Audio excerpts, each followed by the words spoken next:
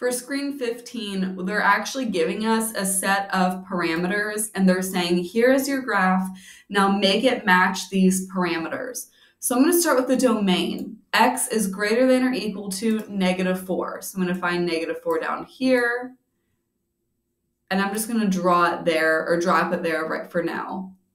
So again, -4, the domain, and all of these numbers over here are greater than or equal to -4.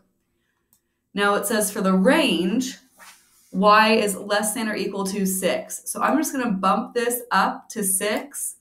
And you know you did a great job when it tells you you did a great job. This says, which of the following functions have a domain of all real numbers? So this means going left and right, there are no stopping points. The graph can keep continuing. I'm looking at this graph here, and it looks like there is a stopping point left and right. After this point here, the graph does not exist. It's not over here at all. It's empty, so it can't be that one. For this one, we know that for a quadratic function, the domain is all real numbers. Looking over here, there are no stopping points left and right, so that's great. Again, no stopping points left and right on this linear function. No stopping points left and right, no stopping points left and right. So we're really trying to see, are there any pauses that make the graph stop growing, going left and going right? Now this is asking for functions that have a range, so y values of all real numbers. Now we're looking up and down. Are there any stopping points up and down? For this graph, yes. Right about here, the graph stops. It does not go down any further, so it does not have a range of all real numbers.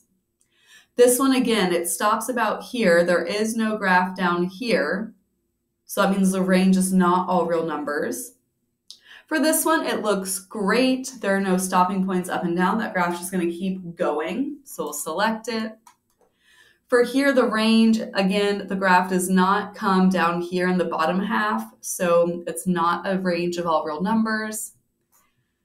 This one, it looks like the graph is bouncing back and forth between 4 and -4. So after this line and after this line, the graph is not going up or down. Therefore, it does not have a range of all real numbers because it's not moving beyond -4 and 4 on the y-axis.